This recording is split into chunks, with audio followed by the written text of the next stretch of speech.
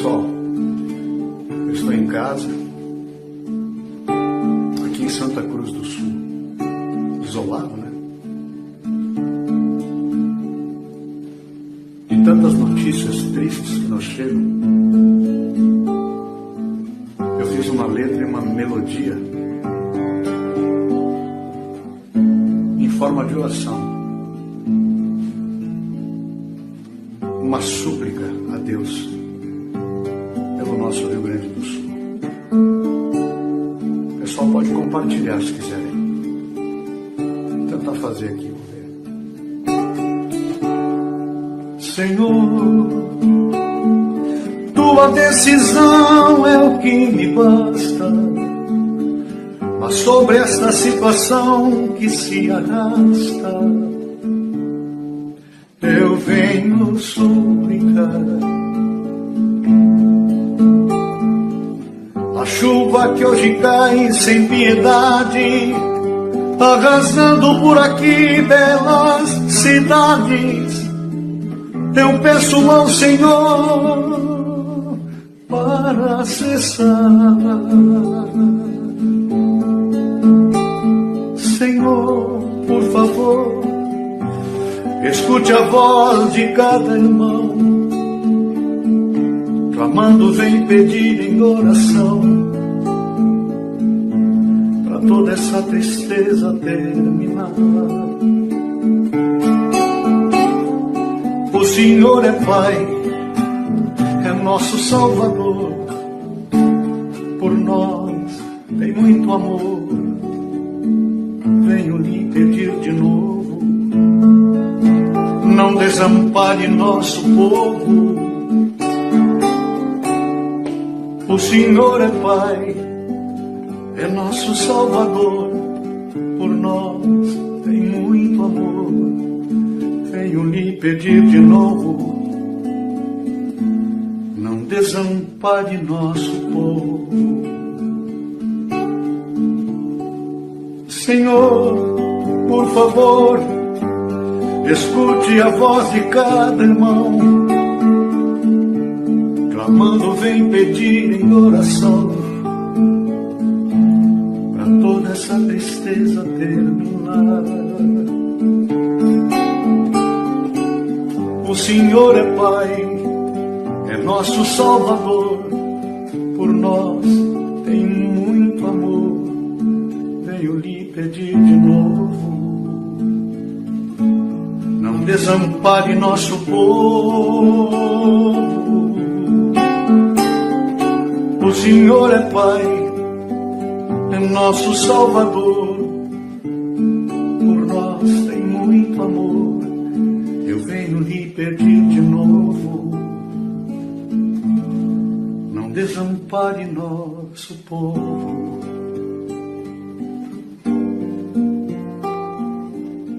Nosso povo.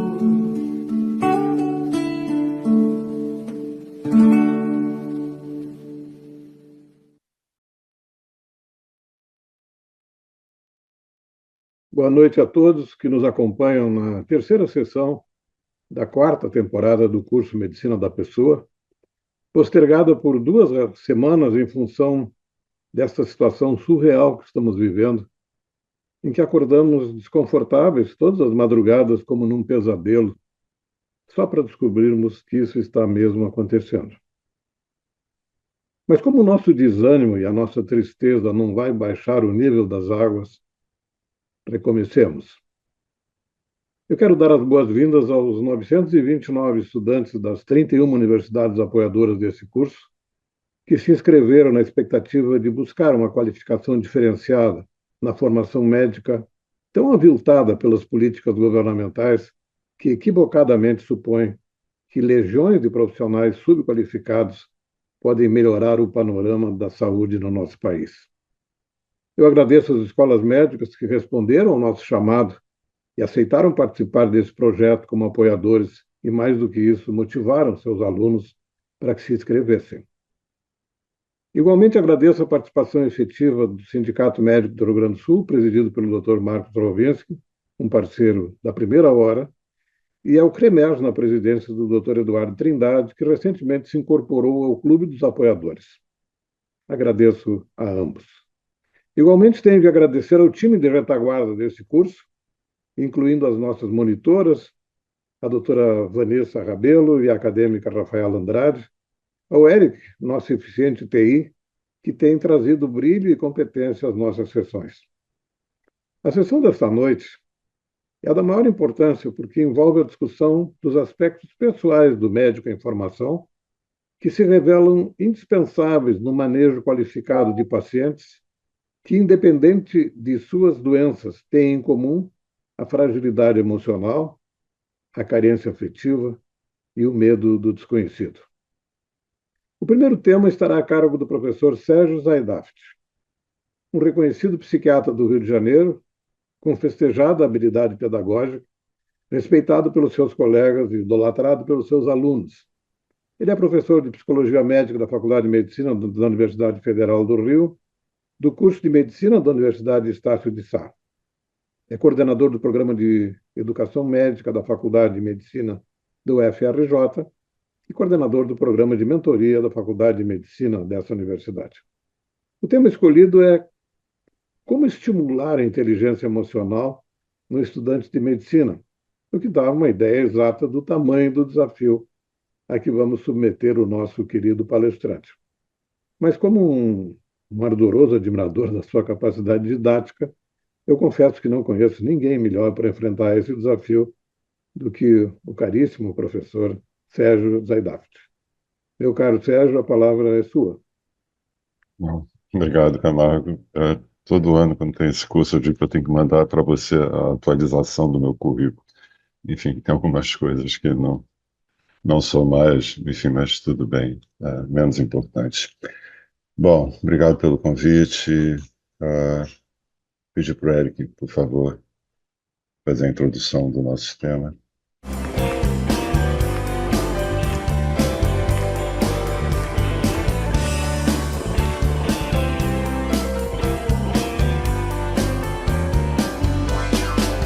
Antigamente, quando eu recebia ou fazia alguma coisa errada, naturalmente minha mãe dizia: ele é uma criança, não entende nada.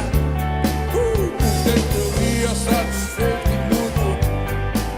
Eu era um homem e entendia tudo.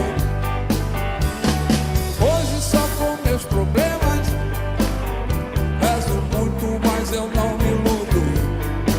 Sempre me dizem quando fico sério: ele é um homem e entende tudo.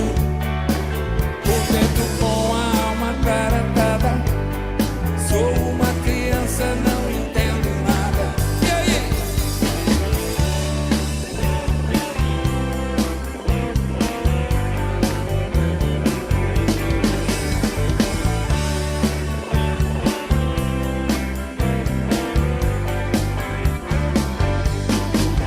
Antigamente, quando eu recebia ou fazia alguma coisa errada, naturalmente minha mãe dizia: ele é uma criança, não entende nada. Por dentro eu ia satisfeito e mudo. Eu era um homem e entendia tudo. Hoje só com meus problemas rezo muito, mas eu não me iludo. Sempre me dizem quando fico sério: ele é um homem e entende tudo. Por dentro com a alma tarantada, sou uma criança, não entendo nada. E aí?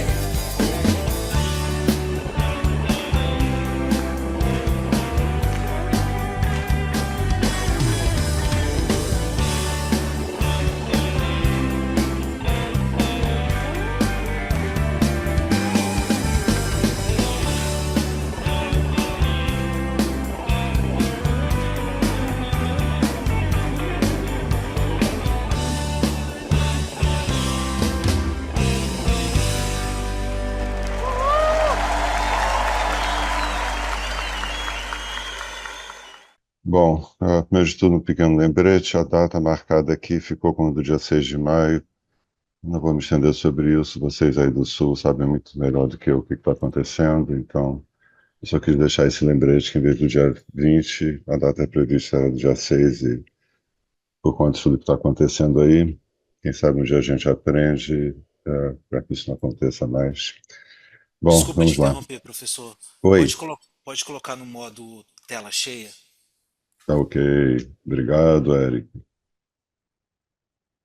Isso, muito bom. Nada como o Eric na retaguarda. Bom, como está a inteligência emocional do estudante de medicina, dia 6 de maio, na verdade, hoje é dia 20. Muito bem. O que é Erasmo Carlos? A música do Erasmo Carlos do Chiaroni, que era um autor também teatral.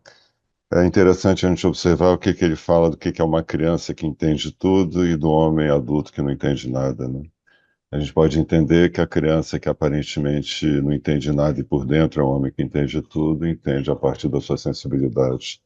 Todos que tivemos filhos ou temos netos no momento sabemos perfeitamente como crianças são capazes de perceber absolutamente tudo o que acontece no ambiente, mesmo sem ter os recursos da razão, da inteligência de uma pessoa adulta, né, do conhecimento de uma pessoa adulta.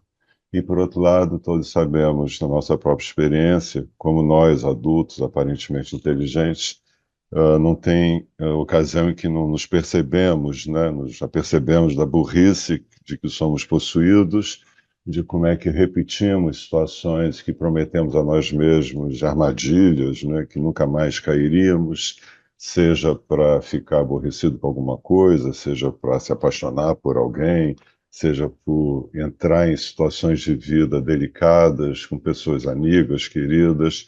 A sensação que temos depois de adultos é que somos burros irremediavelmente e que não aprendemos, né, no que concerne às questões emocionais.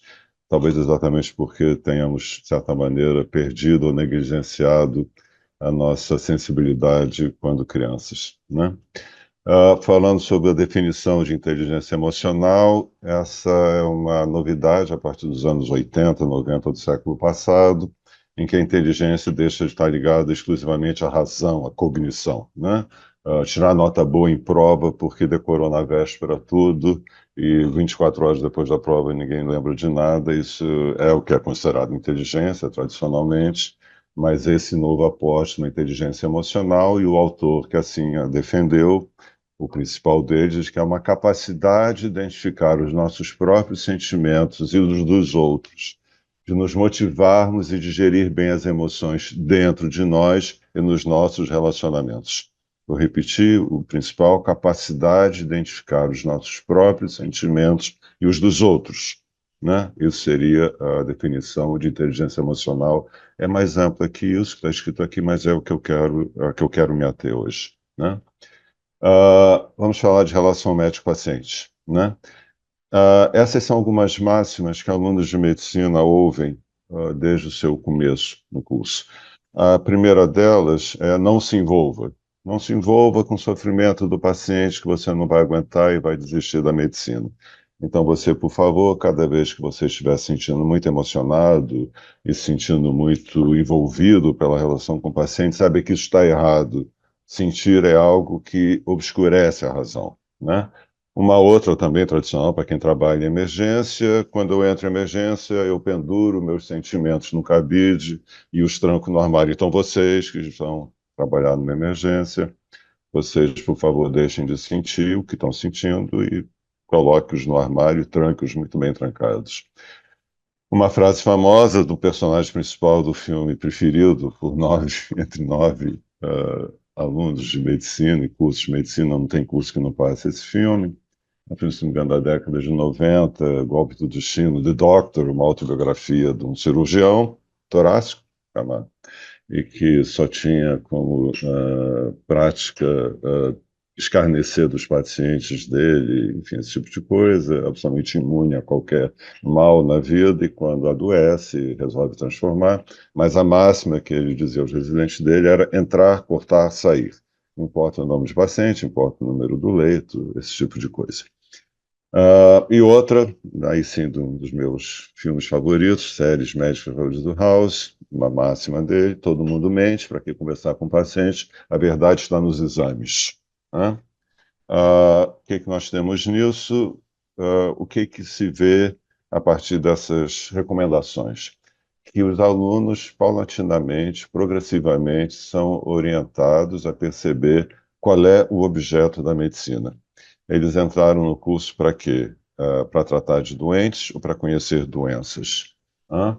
Isso não é uma coisa tão simples de se explanar rapidamente, mas acreditem, que a medicina passou a ser considerada um conhecimento científico e não dogmático e não extraterreno, a partir da descoberta que havia uma lesão que causava doença e que causava morte.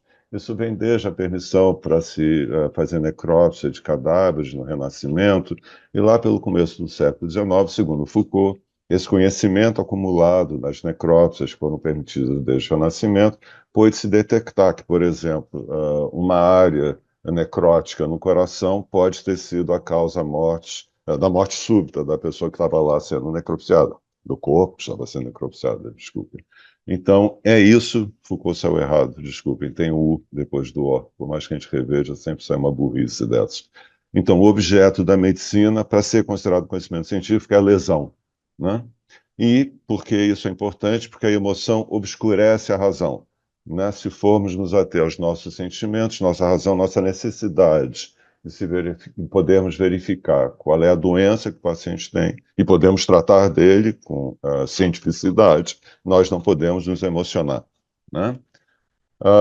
Um outro autor, depois de Foucault, isso já é do século XX, o final do século XX, Clavel, diz que o que existe na relação médico-paciente é uma espécie de dessubjetivação de médico e de paciente, né?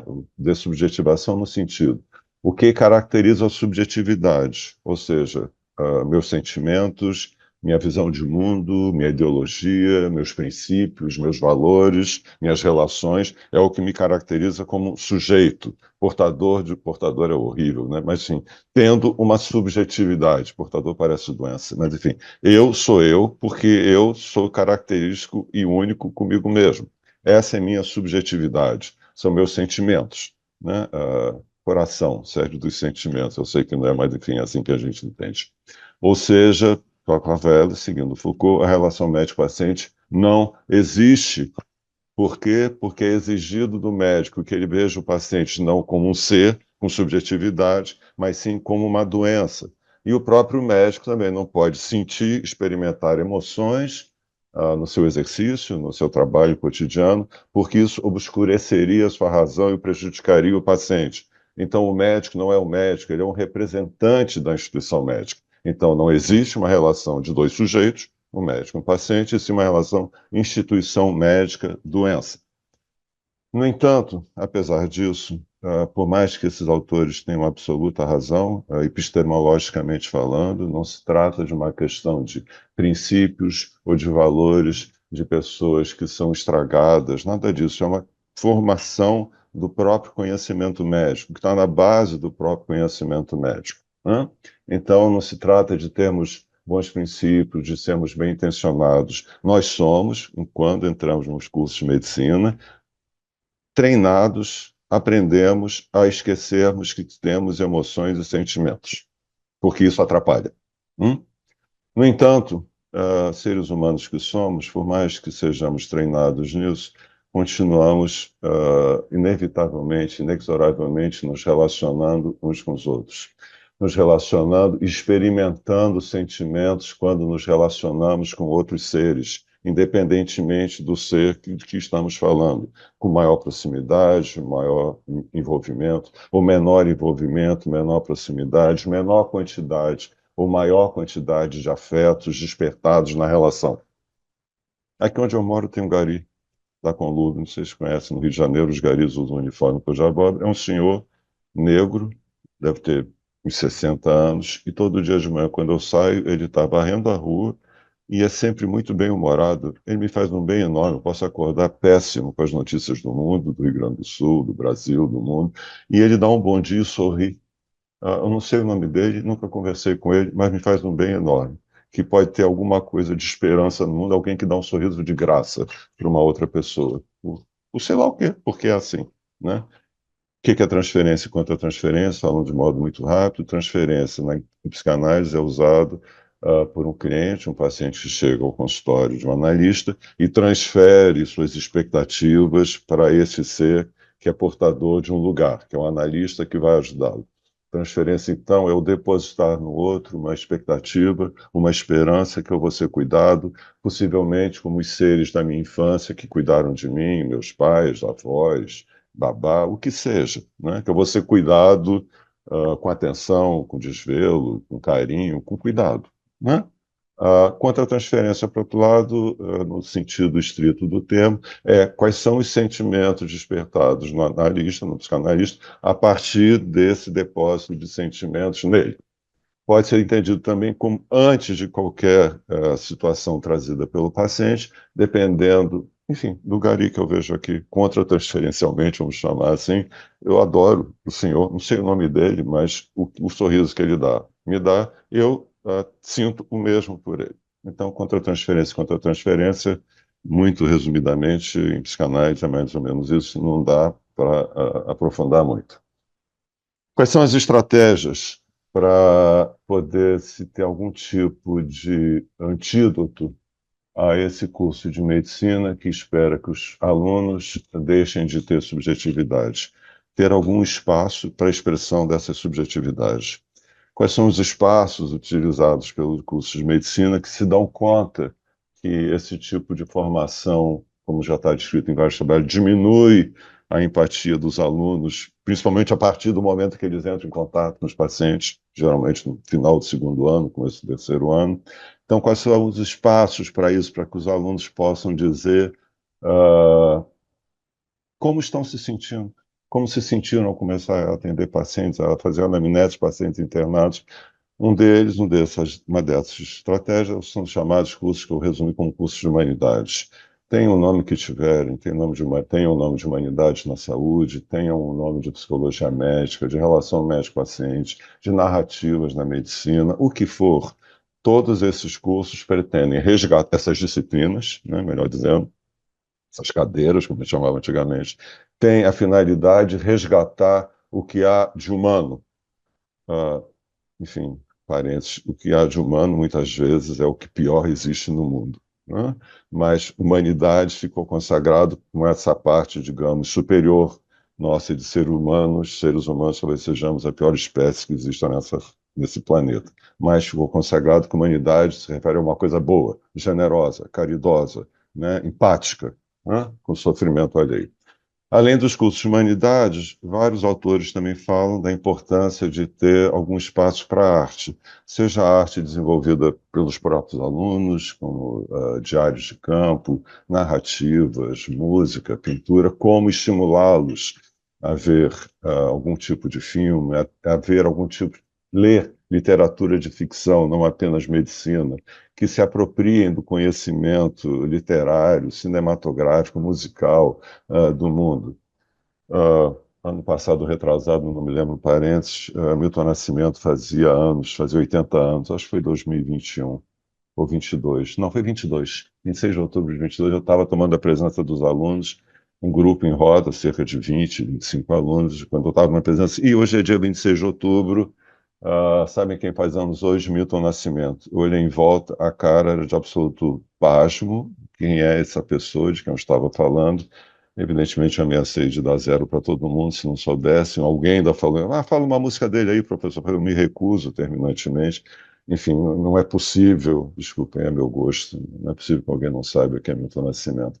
Mas isso como uma das estratégias para preservar o que há de humanidade.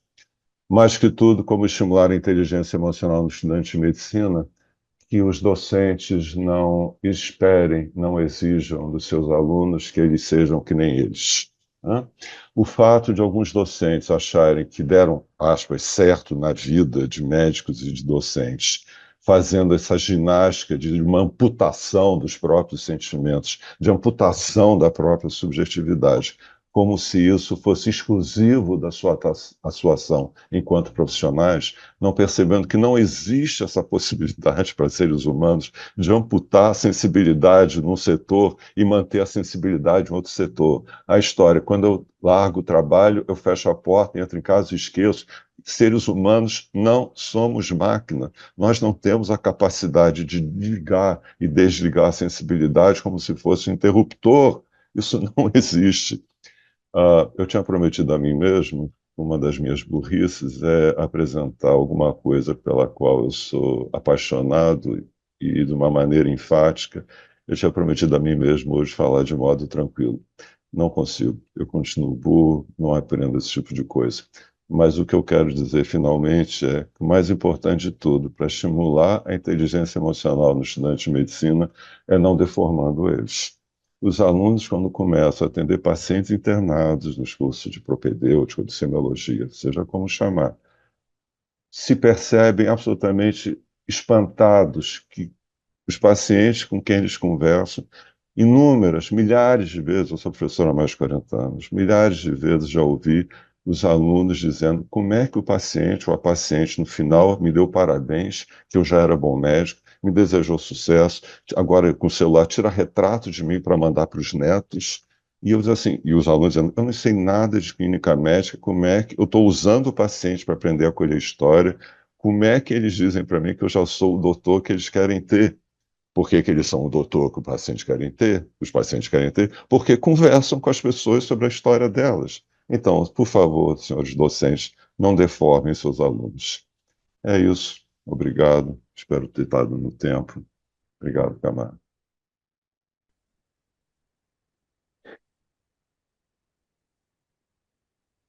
E fazer um movimento respiratório, assim, para relaxar e assimilar essas coisas todas.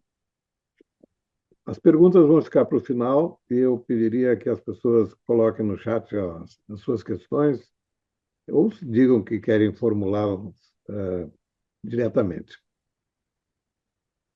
A segunda apresentação estará a cargo do professor Daniel Tabac, do Rio de Janeiro, um dos mais festejados oncologistas brasileiros.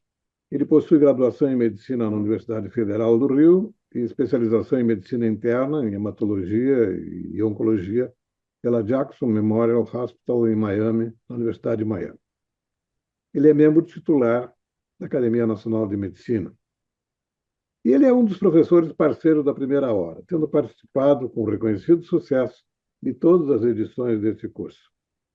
Ele deixou transparecer com naturalidade uma característica que o distingue da maioria dos oncologistas que eu conheço, e são muitos, a sua constante preocupação em não apenas tratar das doenças oncológicas estigmatizantes que são, nas quais ele é um grande expert, mas de proteger em todas as circunstâncias as pessoas que adoeceram e que guardam por ele um carinho que beira a devoção. Seu tema é exigências pessoais básicas para a formação de um oncologista. E eles asseguram que se Daniel Tabac resolvesse, num gesto de pura generosidade, contar como fez para ser o que ele conseguiu ser, os jovens que nos acompanham terão sido agraciados com um virtuoso manual de conduta profissional numa das mais complexas áreas de atuação médica. Meu querido Daniel, a palavra é sua. Querido Camargo, muito obrigado por essa oportunidade, obrigado por estar aqui presente e, em primeiro lugar, minhas palavras de solidariedade aí por todo esse sofrimento que o grupo todo e a população toda do Rio Grande do Sul está ultrapassando, e eu espero que nós possamos nos reunir em breve com toda a população e celebrar a recuperação desse momento tão difícil.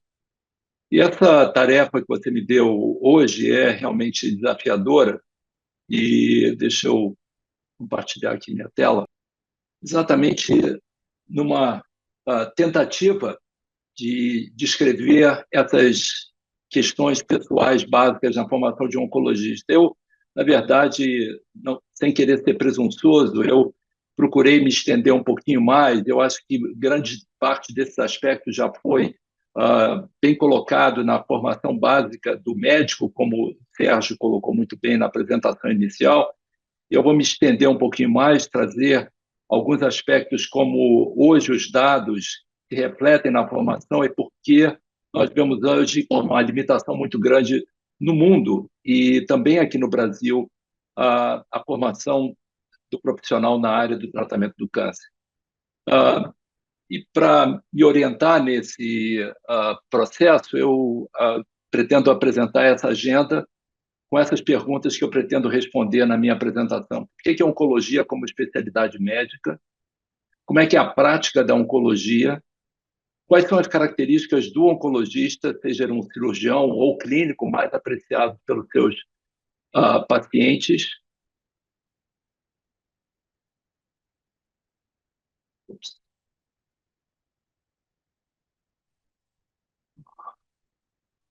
E sei que eu ver aqui com a minha tela. E quais as necessidades do oncologista aqui no Brasil e como construir as exigências básicas na formação de um oncologista. Então, em primeiro lugar, colocar a questão do problema câncer. E câncer é um problema que todos nós enfrentamos, e esses são os números aqui no Brasil. São 340 mil casos, e a gente vê que as localizações mais comuns no homem são a próstata, o câncer de colo e reto e no pulmão, enquanto que na mulher, a mama feminina e o colo e reto e colo de útero representam as incidências mais frequentes na população da mulher. A gente vê nos Estados Unidos, os dados são mais dedicados, e vocês vão perceber a importância disso, é que, de uma certa maneira, nós vemos uma redução da incidência do câncer de próstata, de pulmão, de colo e reto nos Estados Unidos, enquanto que a gente vê, mais recentemente, um aumento da incidência do câncer de mama e começa a despontar novamente um aumento da incidência do câncer de próstata, que mostra que o interesse na especialidade oncologia é grande, principalmente também por esses aspectos. Nós vemos que, ao longo dos últimos anos, uma queda substancial na mortalidade, principalmente associada no câncer de pulmão, seja no homem e na mulher, deflagrado por um interesse pela doença e pelos aspectos biológicos muito grandes provocados pela imunoterapia do câncer, que despontou como grande instrumento, a grande arma no tratamento dessas doenças diversas neoplasias nos últimos 10 anos, deflagrando, portanto, uma redução muito significativa da mortalidade, como aqui deflagrado, mais de 4 milhões de casos nos últimos 10 anos de mortes foram evitadas devido ao tratamento mais atual. Mas isso, na verdade, constitui um interesse adequado pela formação do oncologista ideal, que reúne os aspectos centrados no paciente, mas os grandes conhecimentos biológicos que aconteceram. Seria a disponibilidade desses conhecimentos necessariamente ou exclusivamente aquilo que constitui o oncologista ideal.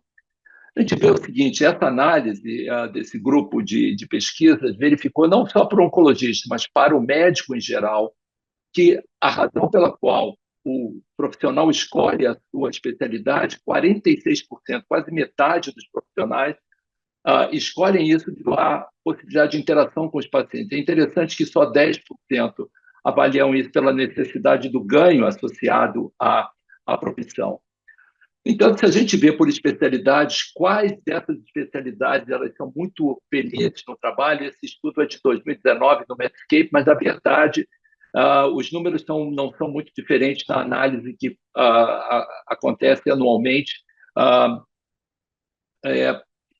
promovido por esse grupo, em que avalia a felicidade nas diversas especialidades. A gente vê que menos de 30% dos oncologistas são felizes no trabalho. A gente vê que isso é maior nos dermatologistas, mas os psiquiatras aqui, os números estão retratados como que, de fato, a medicina, talvez por alguns aspectos, como o Sérgio mencionou, deixa de trazer a felicidade absoluta para esses profissionais. E é interessante que aquelas especialidades fora do trabalho, agora na sua vida em geral, a gente vê que os números caem dramaticamente para os oncologistas, e aqui apenas metade desses oncologistas se dizem felizes fora do trabalho. E se a gente analisar também alguns aspectos da prática específica da oncologia, a gente vê que a taxa de burnout na oncologia é extremamente elevada, representa as maiores taxas associadas à emergência. Curiosamente, a obstetrícia são números agora do ano de 2024. E Se a gente observar isso, a gente vê, por exemplo, que isso é mais comum em mulheres. Mulheres apresentam uma taxa de burnout de 46%, e 46% desses profissionais disseram que isso impactou significativamente na sua vida. Então, esse é um aspecto muito importante da prática oncológica, que, sem dúvida, se reflete nas suas características que nós vamos precisar desenvolver no sentido de enfrentar o burnout, já que essa ameaça é tão significativa.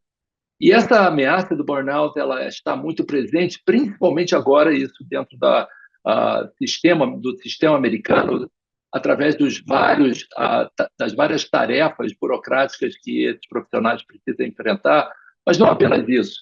40% desses profissionais descreveram falta de respeito dos administradores, colegas do staff, perda de autonomia em 40% deles e 40% muitas horas de trabalho. Se a gente olhar alguns outros aspectos, também são muito importantes dessa análise específica da prática oncológica. E quando se viu o número de pacientes que esses médicos vêm numa média por semana, cerca de 67, quase 70 pacientes são avaliados semanalmente pela média dos oncologistas nos Estados Unidos. No entanto, nós vemos que esse gráfico é muito importante. Ou talvez menos de 40% desses oncologistas gastam mais de 20 minutos com esses pacientes, ou seja, cerca de 70% desses profissionais oncologistas gastam menos de 20 minutos em cada paciente. Pasmem, 25%, um quarto desses oncologistas gastam de 13 a 16 minutos numa consulta oncológica. Sem dúvida nenhuma, os pré-requisitos necessários são muito maiores do que esses que resultam num tempo de investimento e atenção ao paciente e nesse intervalo de 13 a 16 minutos. Isso talvez porque o problema da comunicação seja um dos problemas maiores e, frequentemente, nós precisamos usar termos leigos e, como aqui caracterizado, talvez usar termos leigos não seja uma característica própria do profissional médico. Grande parte do trabalho do oncologista é dedicada à documentação, mais de 11 horas nessa análise do Medscape. E um aspecto muito dramático que a gente vê hoje é que, na verdade, a oncologia vem se tornando um mercado. Infelizmente, a projeção e os aspectos comerciais associados com a grande indústria farmacêutica estabelecem aí um ganho esse mercado de mais de 628 bilhões de dólares no ano de 2032. E quando esses oncologistas, interessantemente, perguntaram se a sua decisão terapêutica, o custo envolvido influenciaria as suas prescrições, cerca de 70% disse que sim, que o custo envolveria o custo da droga seria importante do ponto de vista da sua prática do dia a dia. E isso é particularmente alarmante quando se vê que a maioria desses oncologistas, na verdade, além do salário fixo, que a maioria deles não utilizam isso, não recebem isso, mas grande parte desses oncologistas trabalham com bônus de incentivos. Então, isso é preocupante diante de uma prática em que a prescrição de drogas caras está envolvida claramente. Quando perguntados sobre o impacto que esses médicos teriam, esses oncologistas teriam, no sentido de aceitar uma taxa menor, um volume maior de um salário perto de uma prática mais balanceada, isso foi distribuído entre 50% e 50%. A outra questão que diz respeito especificamente àquela pergunta que o Sérgio colocou, se os oncologistas se tornariam amigos do seu paciente, e 70% desses oncologistas disseram que não, caracterizando já uma prática que, pelos critérios como são estabelecidos, mostram a dificuldade nesse estabelecimento de uma relação empática com aquele que sofre. E a gente pode ver, e isso é muito claro aqui representado nesse cartoon, de que realmente, muitas vezes, o tratamento agressivo pode, na verdade, fazer parecer uma vida limitada numa vida muito mais longa, esse tratamento que nós, oncologistas, prescrevemos. Esse cartoon é muito interessante porque ele, na verdade, tem mais de 30 anos, mas a gente vê esses aspectos já tão bem representados como, na verdade, a loja que vende Food, na verdade, os Mac Doctors, em grande parte representavam lá há 30 anos atrás essa consulta ultra rápida em que os pacientes eram atendidos, são atendidos hoje num intervalo extremamente curto e representando aqui de uma forma bem dramática os aspectos da indústria da seguridade e das grandes indústrias farmacêuticas, contrastada aqui com o aspecto fast food associado à prática da medicina. Mas, de uma certa maneira, então, como que nós poderíamos identificar o oncologista ideal? E o Sérgio mencionou muito bem o filme The Doctor, O Golpe do Destino, é um filme imperdível. Vários aspectos dele podem ser representados, enquadrados nessa caracterização. Infelizmente, meus vídeos, eu coloquei alguns pequenos vídeos na apresentação, mas eles não rodaram adequadamente. Então, eu acho que essa é uma recomendação clara no sentido de entender qual não só o oncologista ideal, mas o médico ideal. Se nós passarmos, essa é uma análise interessante, porque isso foi apresentado e foi publicado recentemente como aquilo que define um grande cirurgião, e a gente pode, enfim, colocar um paralelo de um grande cirurgião oncológico, e foi feita uma enquete entre 1.620 indivíduos, sendo incluídos cirurgiões, pacientes, profissionais do centro cirúrgico e profissionais de saúde. E foi perguntado quais as características mais importantes de um grande cirurgião. E destreza, sem dúvida nenhuma, foi colocada como sendo a questão principal, mas quando analisadas as qualidades, a empatia foi apresentada somente, curiosamente, em 18%, que ela estava presente, as habilidades de comunicação, as habilidades de escuta, a humildade, humanismo, mas está de um percentual relativamente baixo desses indivíduos como sendo frequentes como características positivas. Entanto, como características morais de má qualificação humana, a arrogância foi colocada como um grupo mais importante, quase 40% dos indivíduos colocaram o cirurgião como sendo essa característica significativa. No entanto, falta de empatia, somente menos de 10%. Se nós perguntarmos agora para Hipócrates quem seria o médico ideal, ele responderia que existem 3 tipos de médico. O médico da faca, o médico das ervas e o médico da palavra. Isso foi colocado em artigos interessantes, há 40 anos atrás, em que esse artigo escrito por Walter Benjamin descreve esse aspecto de uma forma clara. Mas, colocado de uma forma resumida, o que foi colocado, na verdade, o Hipócrates menciona que a posição de um médico deve torná-lo cuidadoso para manter sua aparência, seu peso e seu padrão natural correto. Mas a maioria das pessoas pensa que eles não cuidam de sua própria condição física, não estão realmente aptos para cuidar dos outros.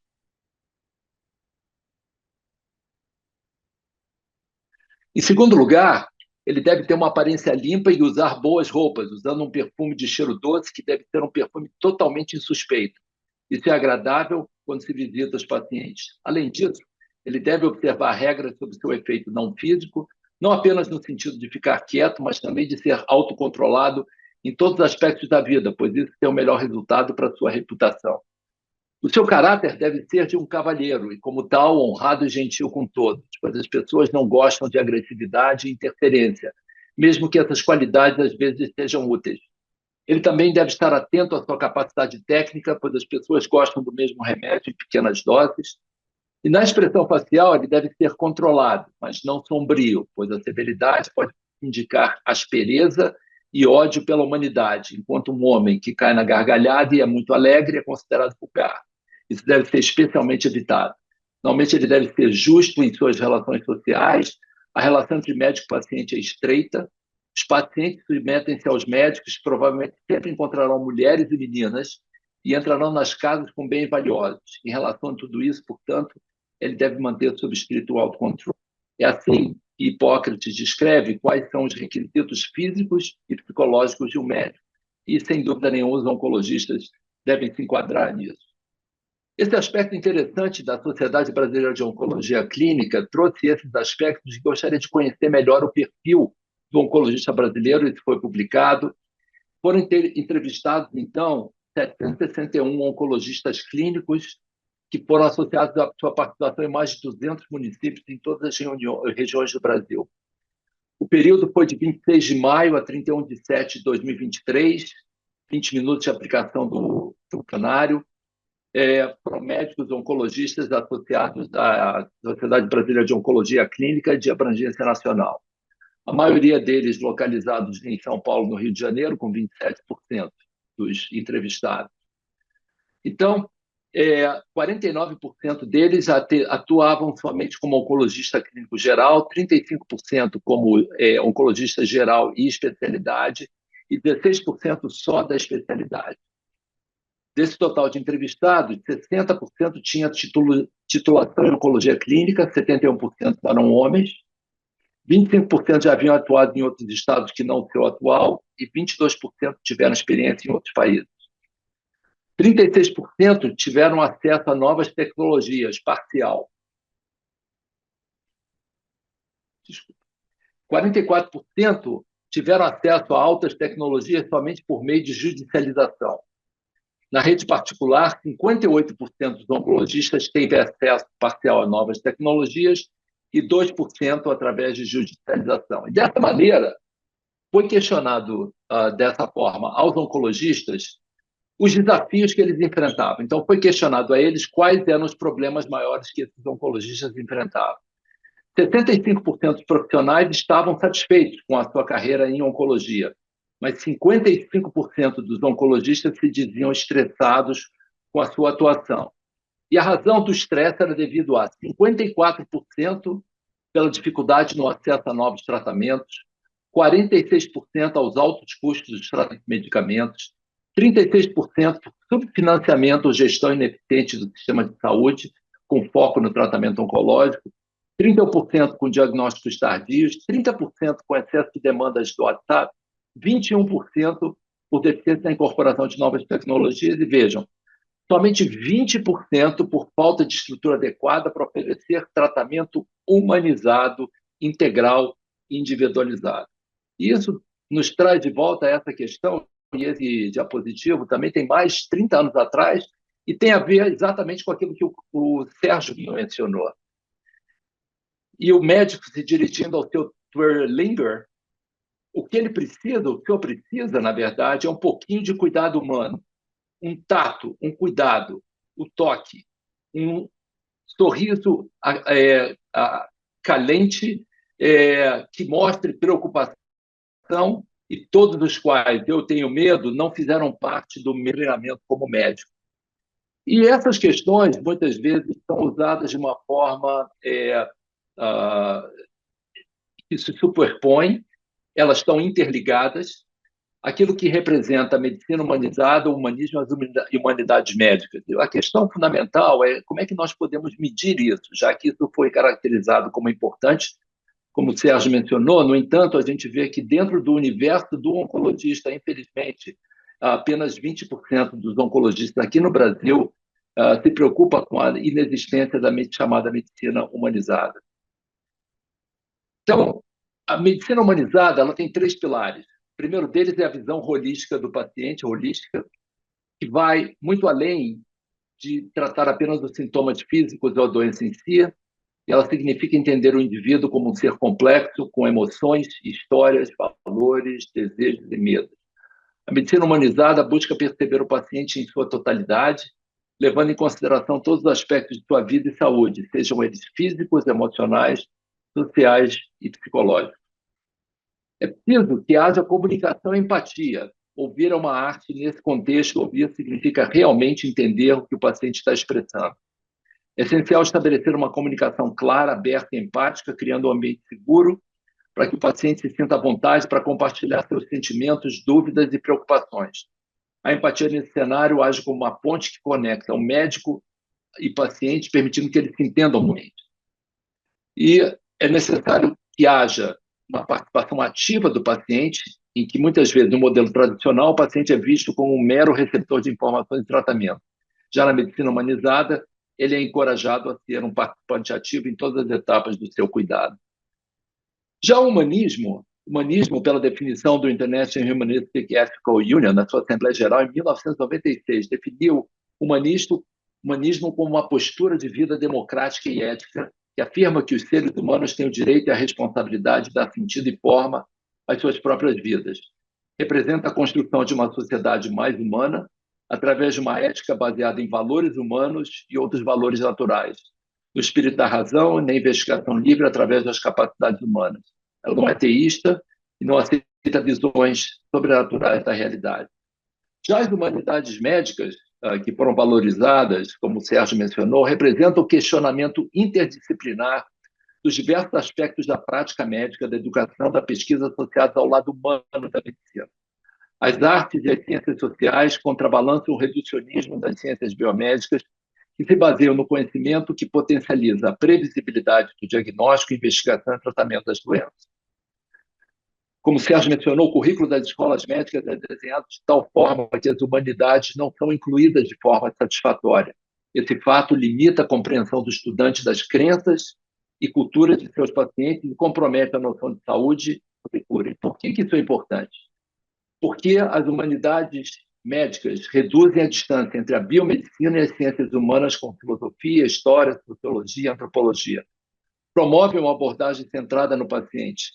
Combatem o burnout, que é hoje um dos grandes pesadelos da prática da medicina. Enfrentam a arrogância da biomedicina e equipam os médicos com recursos para enfrentar os desafios morais não abordados na biomedicina. E, nesse sentido, a Gold Foundation, ela, na verdade, é uma instituição que luta e que batalha pelo humanismo no cuidado humano e na verdade, o site está aí listado.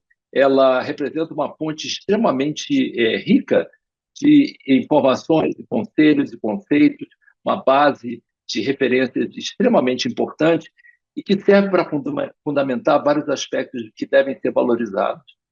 E essa publicação foi muito interessante porque o arcabouço dessa fundação ela atribui 7 aspectos muito importantes do cuidado humanístico da saúde. E ela chama esse arcabouço de iCare, em que a identificação desses 7 atributos vai pela, em primeiro lugar, a integridade, que é a congruência entre valores e comportamento, a excelência, que é a expertise clínica, a colaboração e compaixão, que é o reconhecimento do sofrimento do outro e o desejo de aliviá-lo, o altruísmo, que é a capacidade de colocar as necessidades do outro antes das suas, respeito e resiliência, cuidado com a autonomia e valores da pessoa, a empatia, que é a capacidade de se colocar na situação do outro, o médico como o paciente, e o serviço, compartilhar talento e recursos com aqueles que necessitam, doar além do exigido. E o que esse grupo de pesquisadores da Universidade de Bolonha fez foi o seguinte: eles publicaram isso em uma revista oncológica e que eles analisaram 17 currículos da formação de oncologistas em todo o mundo. Eram 5 de oncologia médica, 5 de radioterapia, 4 de oncologia cirúrgica e 3 de oncologia global. E analisaram isso num período de 1980 a 2017. E analisaram, baseado nos fundamentos da Fundação, o iCare, qual era o conteúdo de humanismo nos diversos currículos, seja na África, na Ásia, na Oceania, na América Latina, na América do Norte. A gente vê que, embora esse conteúdo humanístico tenha aumentado no currículo oncológico das escolas ao longo dos últimos 20 anos, a permanência, a existência do conteúdo humanístico nos currículos é extremamente baixa. E a gente vê, por exemplo, que quando isso se distribui por cada um desses itens de integridade, excelência, compaixão, altruísmo, respeito, empatia e serviço, apenas compaixão representa 30% desse conteúdo. Os demais conteúdos humanísticos, na verdade, representam um percentual extremamente baixo, empatia talvez 20%, respeito 35%, mas a gente vê que, na verdade, a constituição e a presença de aspectos humanísticos na formação do oncologista é extremamente baixa. Esse jornal, na verdade, essa revista foi publicada em 2002 e ela propunha um novo currículo para as chamadas onco-humanidades.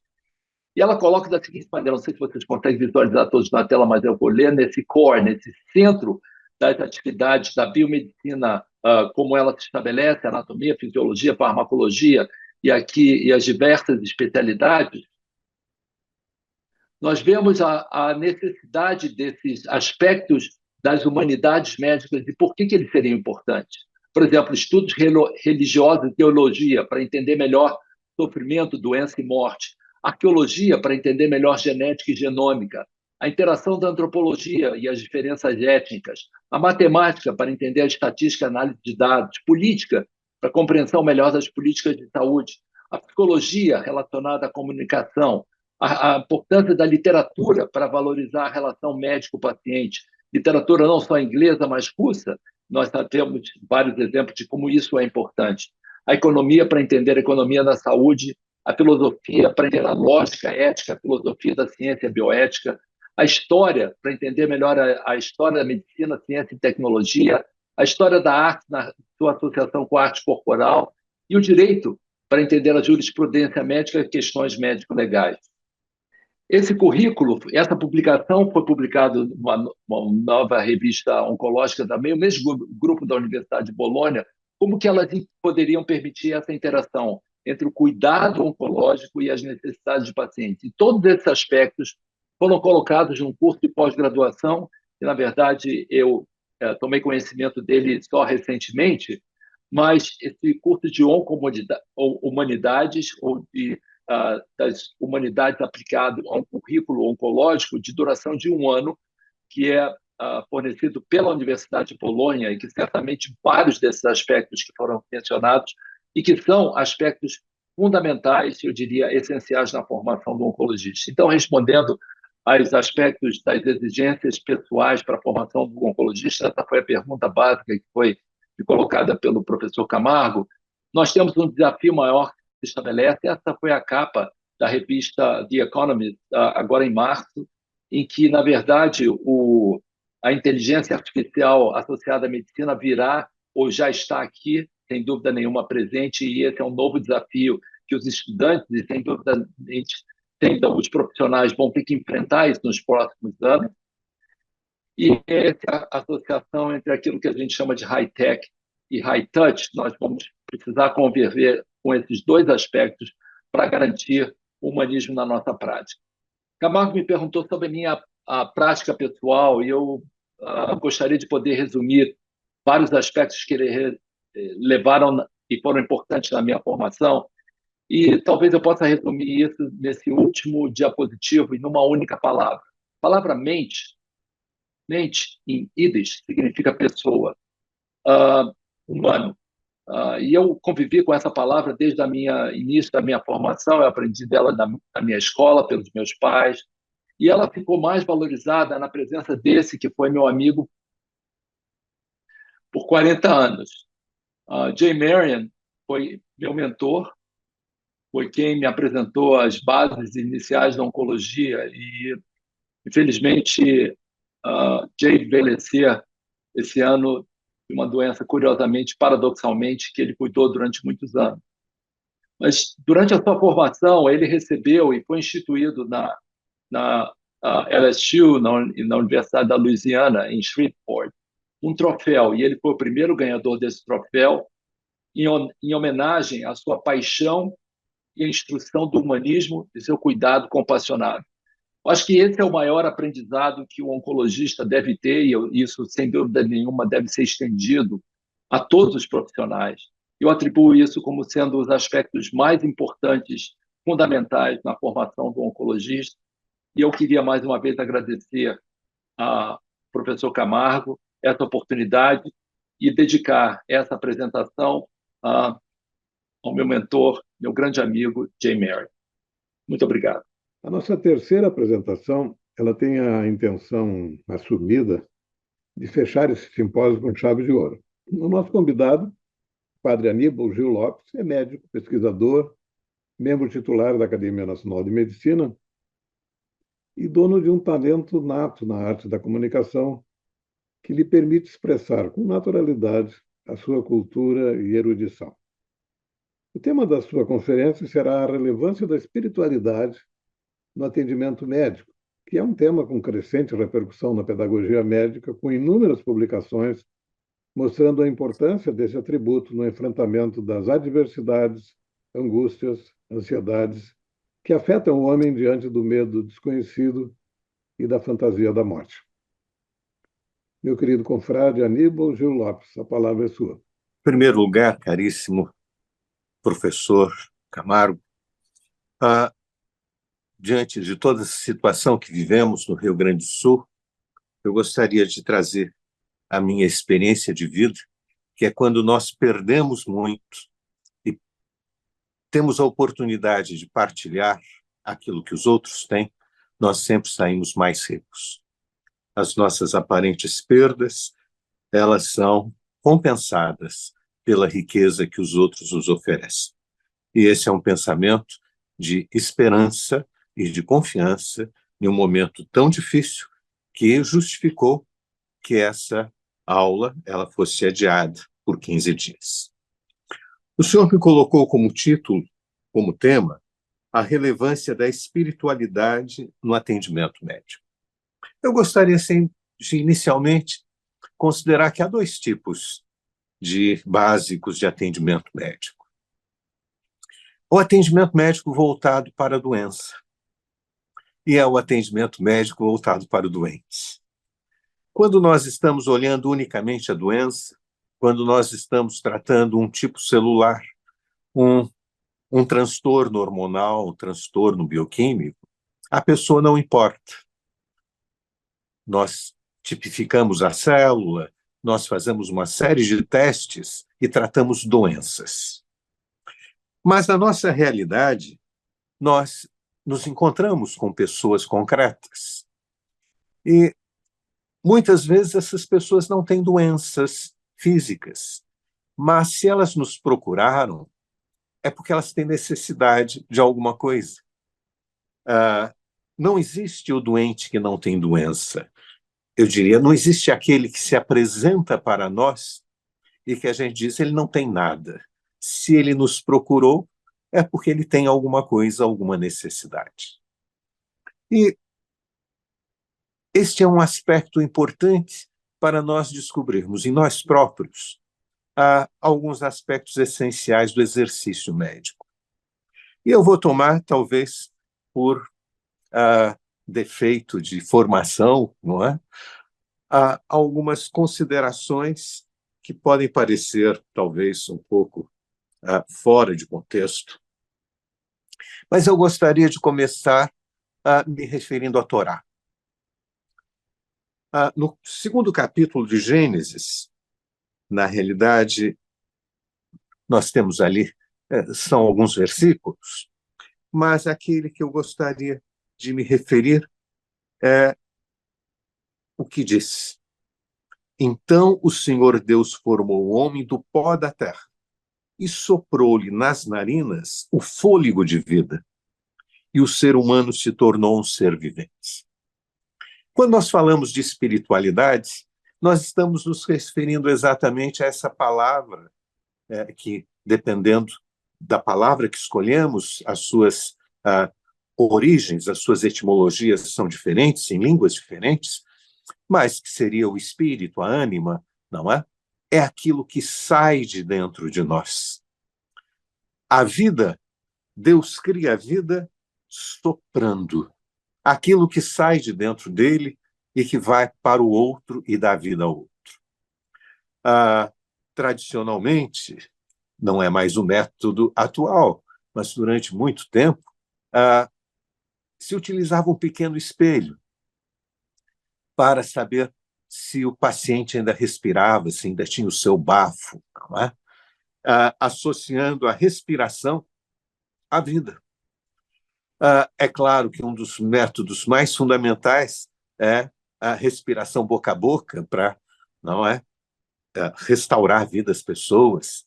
E nós temos todo esse conceito muito bem impregnado antropologicamente de que a vida está associada ao sopro.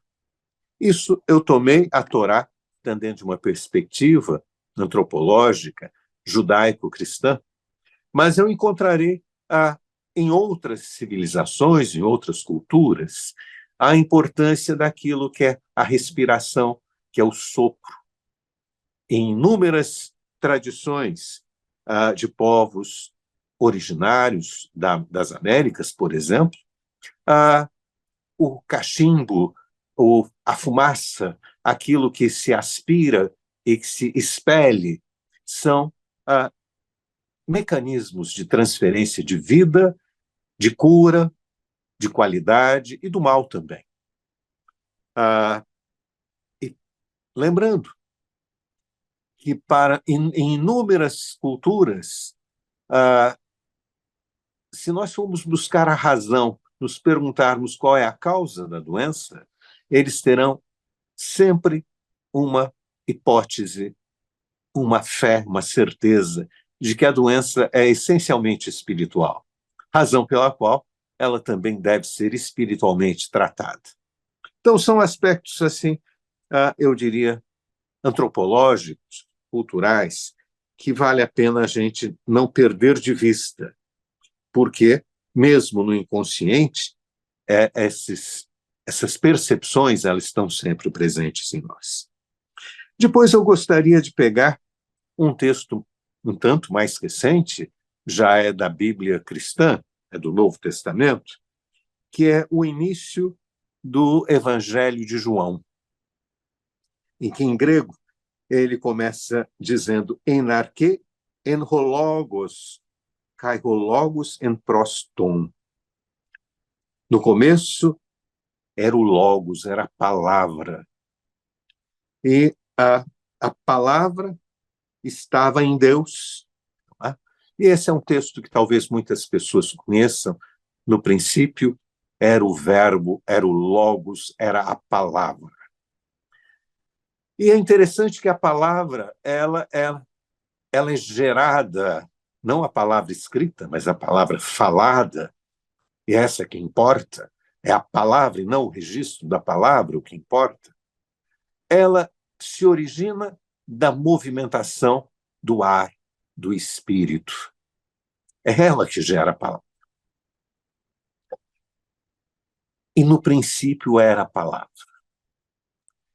Então, quando o professor Camargo me coloca como tema a relevância da espiritualidade no atendimento médico, eu diria que espiritualidade, ela é a palavra. É a palavra que sai de um e vai ao encontro do outro. É a vida, portanto, que se manifesta de um para o outro, em um caminho de reciprocidades. São duas pessoas que entram no diálogo, onde os espíritos, aquilo que ele tem dentro de si, penetra no outro e causa no outro uma nova dimensão de vida e uma resposta de vida. Da mesma forma que aquele que procura um médico, ele exala o seu espírito, a sua palavra, que sendo absorvidas pelo que o atende, pelo médico, gerarão nele uma resposta e gerará um outro espírito e uma outra palavra. Portanto, a relevância da espiritualidade no atendimento médico não é uma dimensão, muitas vezes, que muitas pessoas tentam restringir a aspectos religiosos, aspectos doutrinais, aspectos de fé. Muito pelo contrário. A espiritualidade é a possibilidade de entrarmos em íntima comunhão aquilo que me dá vida e aquilo que eu posso exalar de vida, e a capacidade de inspirar a vida do outro e torná-la também a minha vida e a razão de minha vida, o motor de minha vida. Portanto, a espiritualidade, acima de tudo, não é uma sensibilidade, mas é uma abertura, mais do que isso, não é? A sermos capazes de inspirarmos e expirarmos a vida. Sermos capazes de acolher a vida do outro e sermos capazes de partilhar, de entregar a nossa vida para o outro. Isso nós podemos dar inúmeros nomes, e quando eu vejo que dentro de um espírito extremamente cartesiano, nós trazemos hoje, é muito comum, nós temos estudos, papers, trabalhos científicos sobre espiritualidades, porque tenta olhar a espiritualidade, analisá-la, quantificá-la de um modo cartesiano. E isso denota que nós não saímos desse quadrado estreito que o cartesianismo coloca em nós, em que a gente tenta utilizar metodologias, abordagens, concepções cartesianas para análise de uma outra esfera, de uma outra dimensão. Então eu fico assim, às vezes, boquiaberto, diante do número de trabalhos que tentam correlacionar espiritualidade, fazendo gráficos, relações estatísticas, não é? E eu, às vezes, fico me perguntando diante de tudo isso, será que, de fato, nós cremos que a vida, ela brota da palavra, que a vida que há em mim pode ser transferida para o outro, que eu posso acolher a vida do outro, esta vida do outro que vem pela palavra, essa vida que é o espírito que gera a palavra. Então, tudo isso gera diferentes posturas. Se eu for seguindo a pergunta que o professor Camargo me fez, a relevância da espiritualidade, eu tenho que imediatamente me perguntar se nessa relação médico-paciente, no atendimento médico, se existe espaço para a palavra. Se existe a possibilidade de eu acolher a palavra do outro. Talvez a coisa mais difícil seja ouvir. Muito mais difícil do que falar é ouvir. Se eu não compreender o espírito, não acolher e compreender e vivenciar o espírito do outro, que eu só posso obtê-lo através da audição, eu não poderei ter uma resposta devida, uma resposta do espírito que sai de mim adequada. Porque o que move o meu interior é aquilo que eu recebo do outro. Certamente, isso pode parecer irrelevante diante de inúmeras situações. As duas conferências anteriores, que foram de grande brilhantismo, trouxeram isso com muita clareza. Essa, eu diria, tensão que existe entre a abordagem técnica, a capacidade de resolver questões do ponto de vista farmacológico, cirúrgico, terapêutico, no seu sentido mais amplo, e a capacidade de transformar o encontro médico-paciente em um fluxo vital, em uma troca de vida, em uma ampliação vital, porque certamente a audição, o espírito que eu recebo, suscitará dentro de mim respostas que antes eu nunca tinha conseguido, nunca tinha atingido, porque é o espírito que vem para mim, que me motiva e cria a possibilidade de eu dar uma resposta nova, de descobrir-me e revelar a vida que há em mim, a vida experimentada, a minha experiência de vida. Talvez uma das dificuldades maiores que todos nós tenhamos é a dificuldade de sermos ouvidos. É muito mais fácil falar do que ouvir. É muito mais fácil dizer aquilo que nós sentimos e descobrimos do que nós estarmos atentos para ampliar o nosso universo interior com a experiência do outro. Os que me precederam, os colegas que me precederam, nós três hoje somos aqui do Rio de Janeiro e nos conhecemos, trabalhamos nas mesmas instituições. Nós sabemos que como é difícil a gente ter o tempo para ouvir. E como é importante eu preparar-me para a audição. E todos nós temos a noção clara, e já foram referidas aqui nesta noite, a importância das humanidades. O que são as humanidades em medicina? Eu diria que as humanidades e medicina, de modo muito simples, são a possibilidade que eu tenho de vivenciar a vida do outro, os sentimentos mais profundos do outro, através das obras de arte. Quando alguém escreve um poema, um romance, um conto, quando alguém pinta um quadro, compõe uma música, ele está transportando os seus sentimentos mais profundos, sentimentos que muitas vezes não podem ser expressos por palavras, só por gestos, por movimentos, pela musicalidade, pela pintura, mas este é um caminho para nós partilharmos vida. E é isso que permite, muitas vezes, que o meu universo interior se expanda. E nesse universo haja a possibilidade de acolher o outro. Portanto, é ouvindo, e ouvindo no seu sentido muito amplo, acolhendo as manifestações do espírito. Uma delas é a palavra.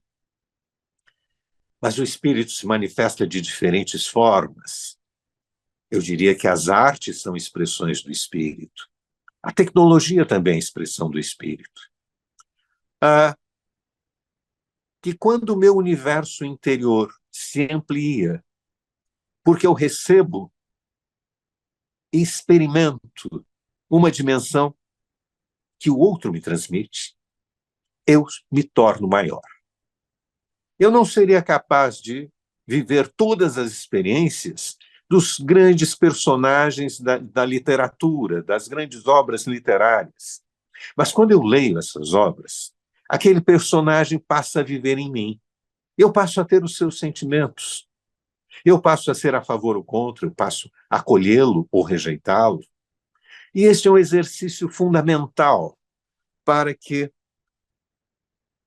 o meu universo espiritual se amplie e seja mais fácil de eu compreender o universo do outro. Seja mais fácil de acolher. Seja mais fácil de ouvir e compreender. Porque muitas vezes nós ouvimos, mas não compreendemos. Nós vemos, mas não enxergamos. Porque entre um passo e outro é necessário, eu diria, um preparo interior para que aquilo possa ter em nós uma ressonância, para que aquilo que o outro manifesta, a vida que o outro me transfere, que ela possa entrar dentro da minha vida, transformar a minha vida, ser parte da minha vida e mover-me para que a minha vida possa ser exalada e enviada e recebida pelo outro. Portanto, a relação médico-paciente é sempre um grande privilégio. É o privilégio de entrar na intimidade do outro. Por isso, esse diálogo de vida, ele exige algumas coisas muito importantes, como, por exemplo, a confiabilidade, o sigilo. São elementos fundamentais. Se nós não criarmos esse espaço, nós não somos capazes de partilhar o nosso interior. Nós vivemos em uma sociedade onde a nudez física, ela, de certo modo, ela é banalizada. Todavia, talvez o grande desafio que nós temos é o de desnudar-nos no nosso interior, desnudar-nos o nosso espírito, desnudar-nos a nossa vida para poder partilhá-la.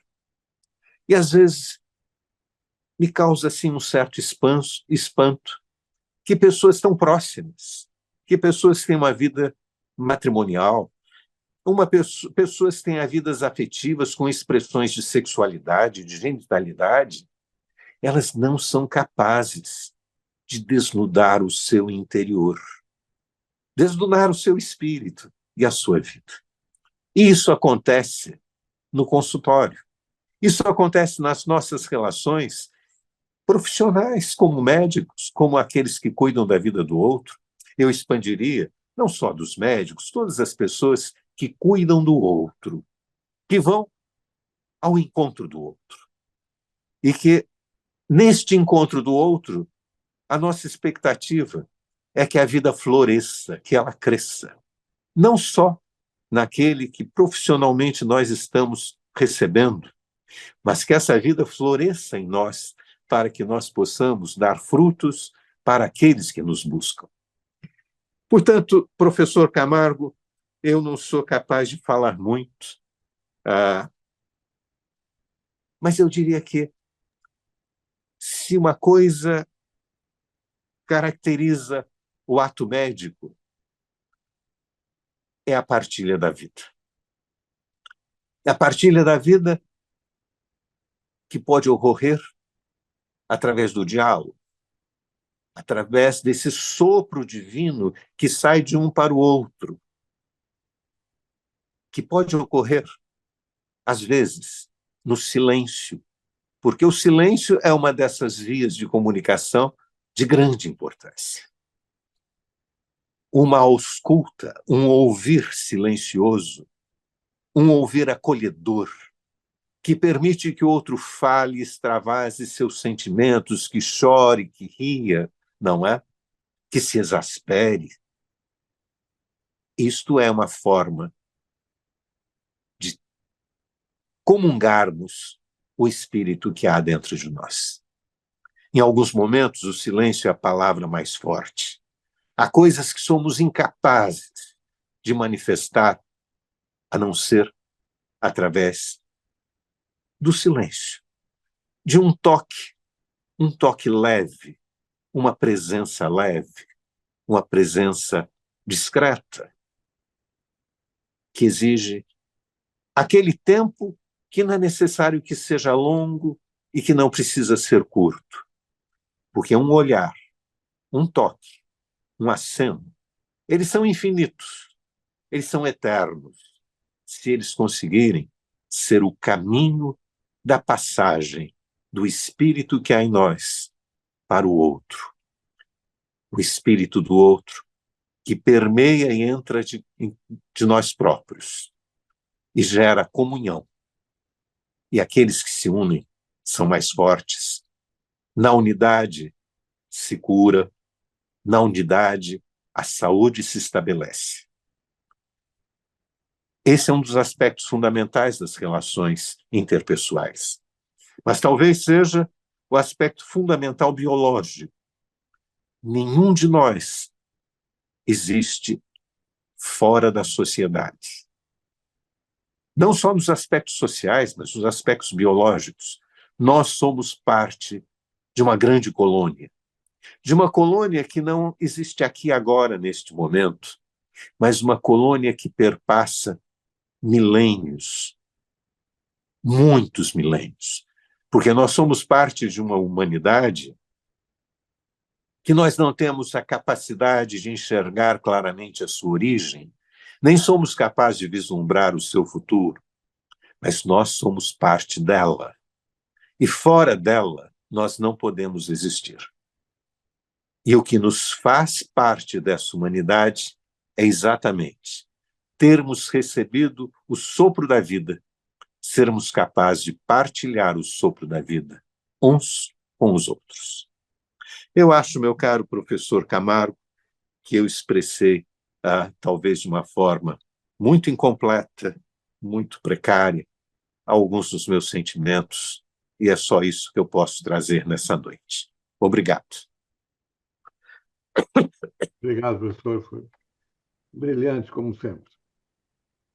Bom, nós queríamos abrir para as pessoas que queiram comentar. Eu convidei o doutor Fernando Lucchesi, que é um cirurgião cardíaco daqui de Porto Alegre, da nossa Santa Casa, um grande nome da cirurgia cardíaca brasileira e que é uma pessoa há muito tempo interessado em espiritualidade e na atividade médica.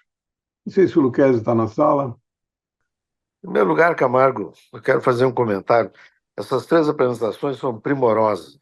Eu fiquei encantado, eu não tinha tido oportunidade de participar de nenhuma das suas aulas desse curso da medicina da pessoa, que no início, quando tu me passasse essa ideia do curso da medicina da pessoa, eu fiquei muito atrapalhado. Eu lembro que nós estávamos dentro de um táxi, vindo lá de um outro hospital, e tu, em 30 minutos de viagem, me convencesse do curso que estávamos elaborando. Mas é muito mais do que eu imaginava, muito mais.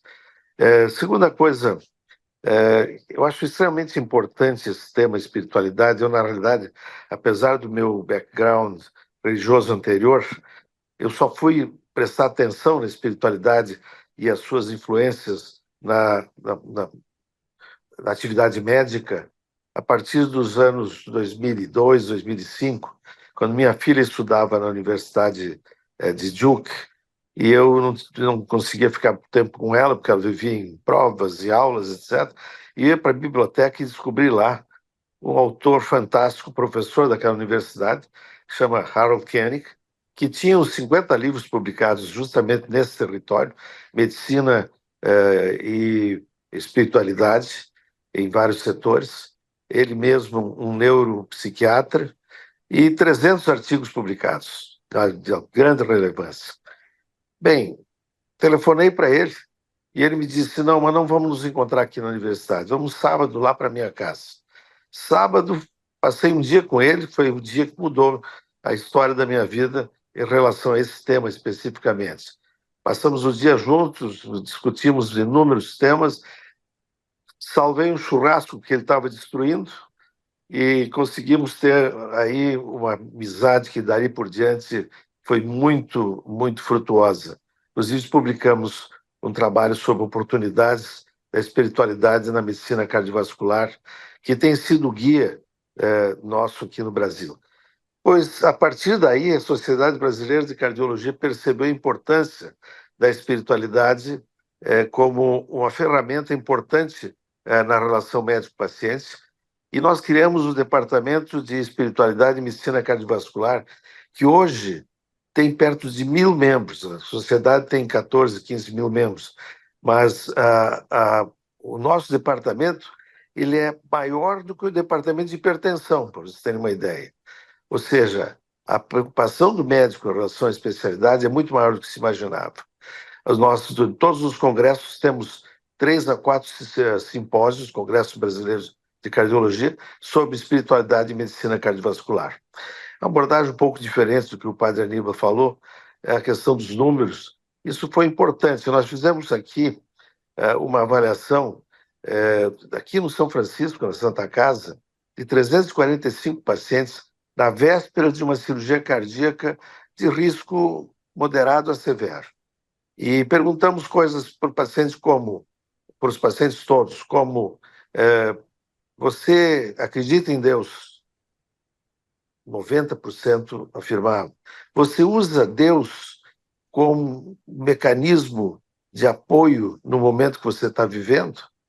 87%, 85% afirmavam que sim. E depois perguntavam: você gostaria que o seu médico, o seu cirurgião falasse a você sobre espiritualidade nesse momento de fragilidade que você vive?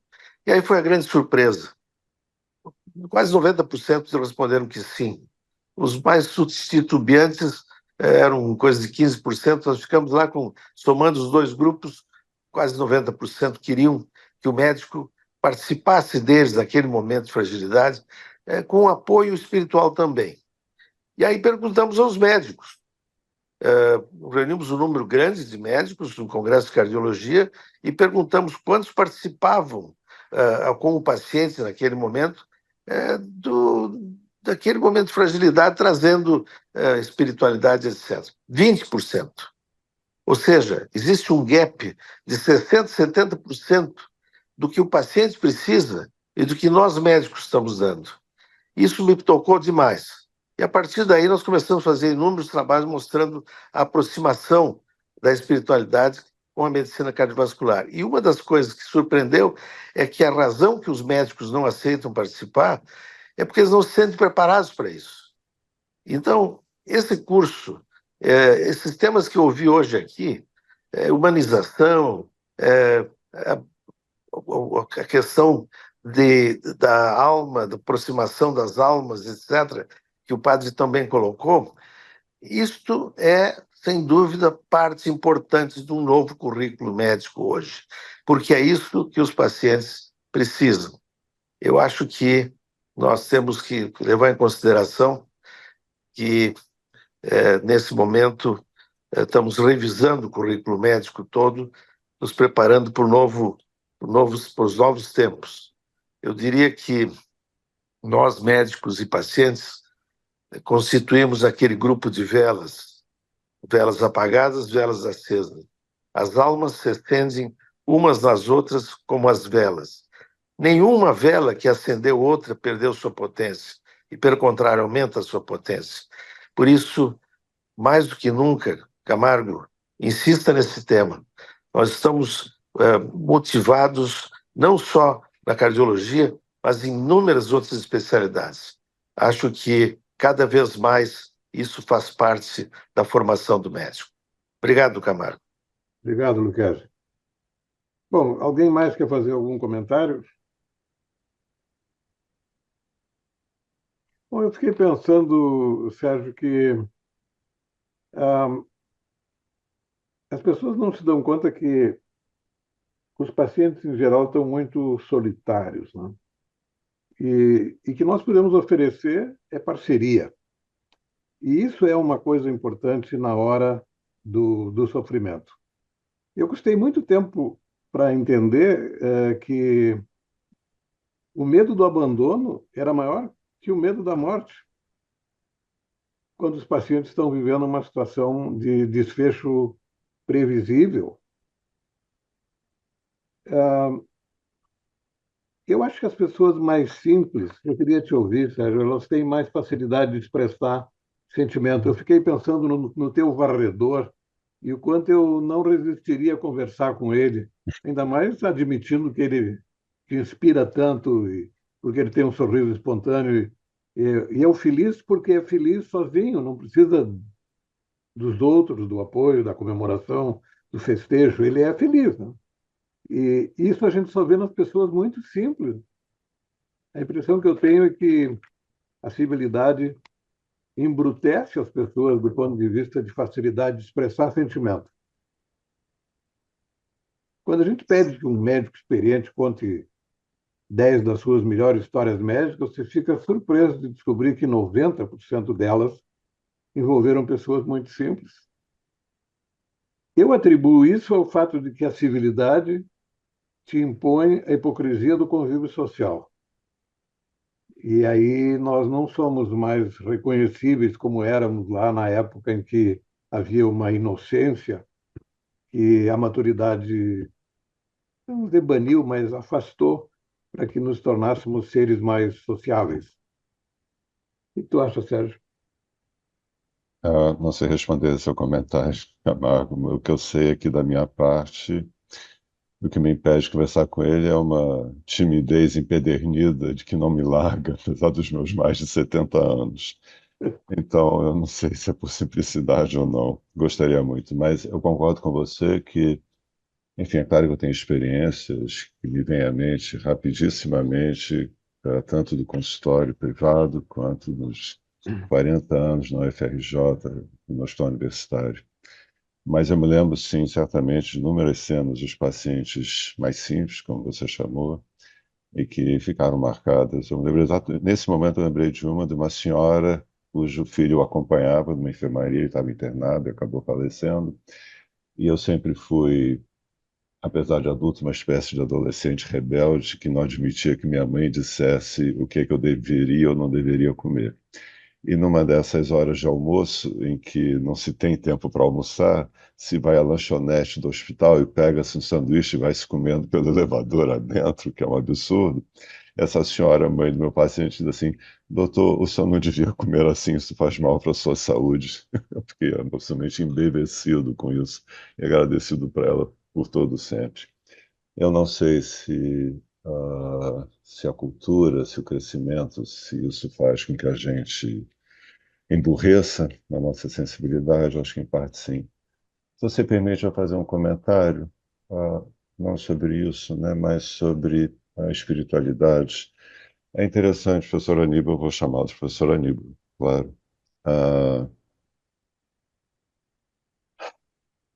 transpondo para mim a prática, né? Eu sou psicanalista.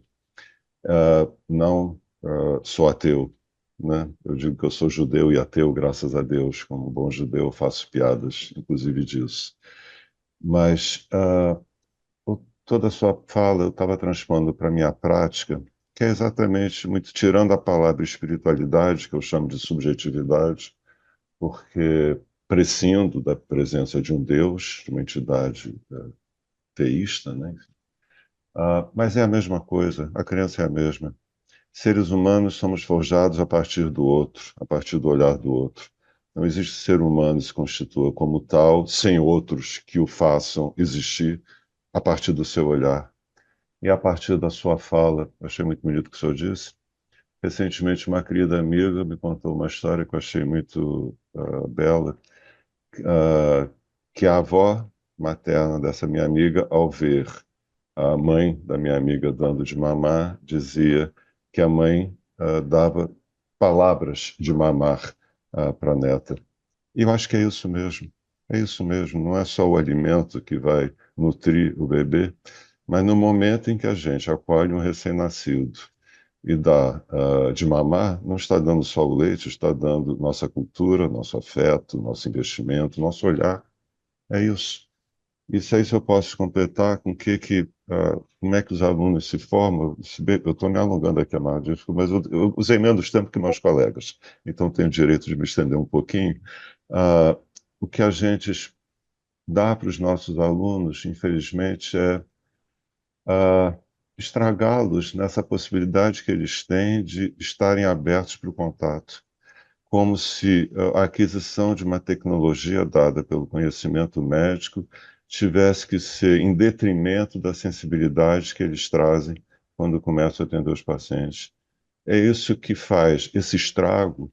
Eu fico me perguntando por que existem tantos cursos de humanidades, apesar do crescimento deles, o resultado é o mesmo, como disse o Daniel.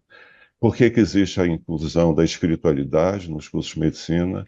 É para tapar um buraco, é porque o curso médico acaba fazendo com que os alunos esqueçam disso, que é evidente, qualquer um de nós, quando está doente, vai ao médico, espera ser tratado da doença e espera ser acolhido. Isso é óbvio. Por que isso não é seguido? Porque, enfim, dá a ideia do Foucault, relação médico-paciente e tal. Mas, enfim, é isso. Não sei se eu respondi a sua pergunta, Camargo, mas isso que eu queria dizer. Obrigado, Sérgio. Daniel, eu estava pensando que esses dados estatísticos mostrando que as consultas são muito rápidas e, na verdade, isso está tudo, para mim, relacionado a não gostar de gente. Porque se você gosta de alguém, você quer espichar o papo, não é mesmo? Qualquer pessoa. As pessoas que são indiferentes ou que você não gosta, quanto menos convívio, quanto menor proximidade, melhor. Mas das pessoas que nós gostamos, nós queríamos ficar juntos sempre. E eu acho que isso explica também o burnout, de que muitos desses médicos, não gostando de gente, eles estão fazendo uma atividade muito chata, que é a relação médico-paciente sem empatia nenhuma. Quanto mais rápido você se livrar disso, melhor. E se as coisas não vão bem, o burnout está a caminho, porque você não tem nenhuma compensação numa relação que não resolveu do ponto de vista do manejo da doença e não teve nenhuma gratificação pessoal, nenhum reconhecimento. Eu acho que o médico que não se alimenta de gratidão é um infeliz, porque é a gratidão que nos mantém mais estimulados. Eu acho que não tem nada mais viciante do que receber gratidão. Claro que é uma reação bilateral e tem que ser simétrica, mas não tem nada mais gratificante. A gente não vai conseguir formar médicos. Eu acho que essa frase, a relação médico-paciente é um grande privilégio, isso é um absolutamente verdadeiro. É um grande privilégio. E esse privilégio a gente depois percebe e documenta pela facilidade com que esses médicos têm de contar histórias. Eu tenho feito isso, o padre Aníbal sabe bem, na Academia Nacional de Medicina, tem estimulado os confrades a contar histórias. A minha melhor história médica. Né? O Daniel escreveu uma história maravilhosa, não é possível não se comover com a história que o Daniel contou.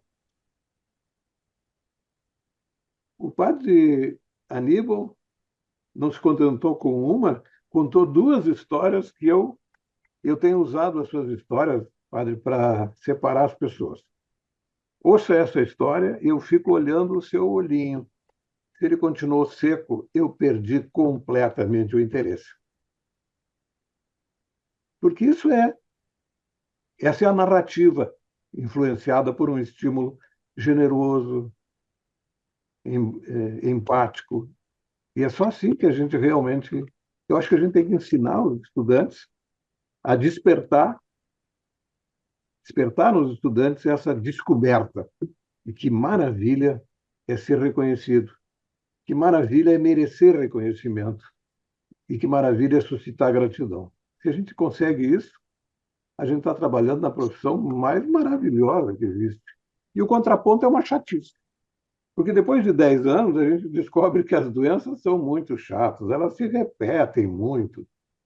E que se não é o dono da doença para alimentar o entusiasmo, cai fora.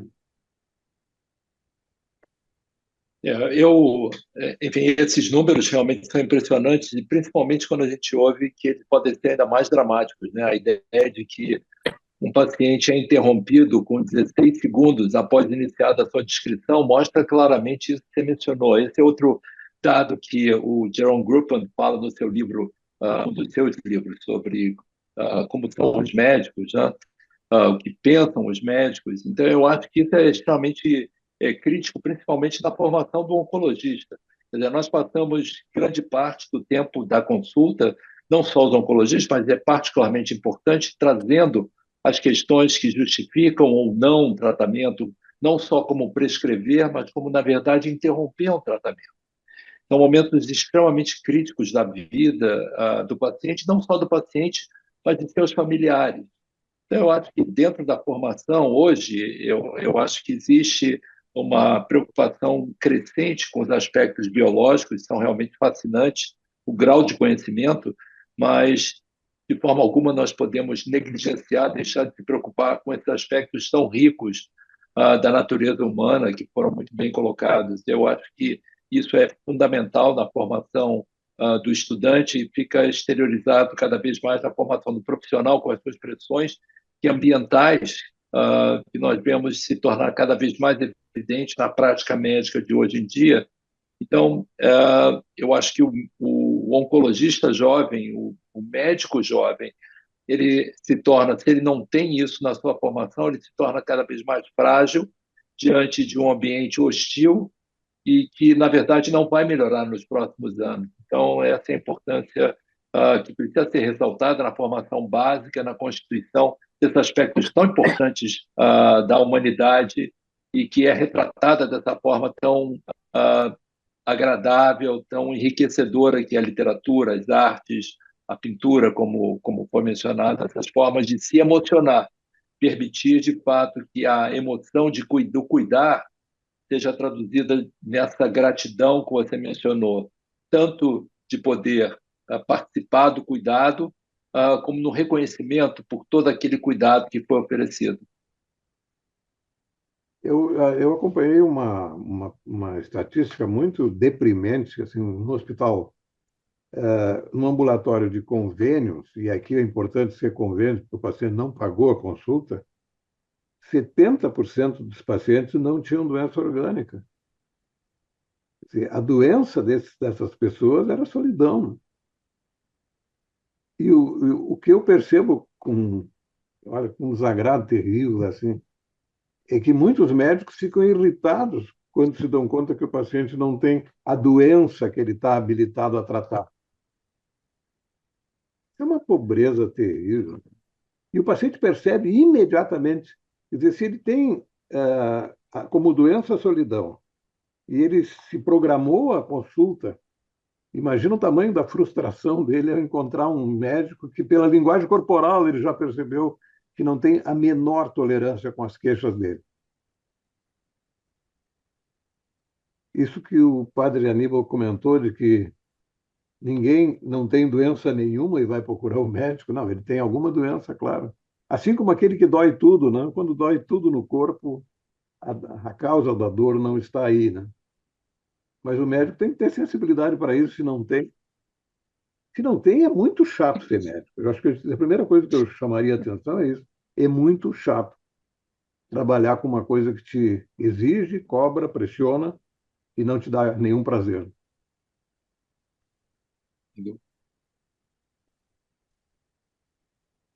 Padre Aníbal, por favor. Sim, meu caro. O senhor está colocando um aspecto importante. É o quanto a nossa atividade nos faz felizes. O meu orientador de iniciação científica, de doutorado, me ensinou uma coisa quando eu era muito jovenzinho, eu devia ter meus 18 anos de idade. Ele me disse uma frase que eu nunca esqueci. Se nós não somos extremamente ricos, se nós temos que trabalhar, é um privilégio que a nossa atividade ela seja um prazer, que ela seja lúdica. Lúdica porque em alguns momentos não existe necessariamente a relação humana. Não é grande parte da minha vida trabalhei em laboratório, em ciência básica, mas aquilo tem que me fazer feliz.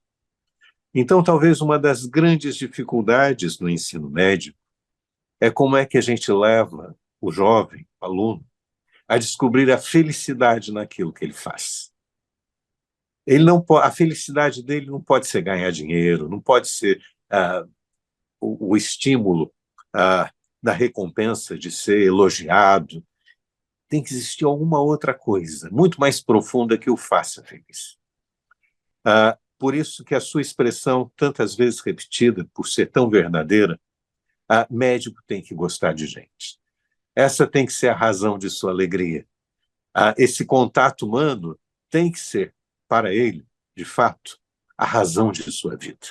Não é? Alguma coisa muito importante, que o diálogo represente a sua inserção na humanidade. E se nós formos capazes de encontrarmos a alegria, nós seremos capazes de fazermos bem aquilo que fazemos. A alegria, talvez, a felicidade, sejam os grandes estímulos que nós deveríamos descobrir. Essas noites que o senhor organiza como curso, elas devem exatamente despertar em todos nós a possibilidade de sermos felizes e alegres na prática da medicina. Essa é a percepção que eu tenho do seu curso, professor. Que bom, professor. Muito obrigado. Alguém quer fazer algum comentário? Tem pessoas muito queridas na plateia. A palavra está aberta para quem queira comentar.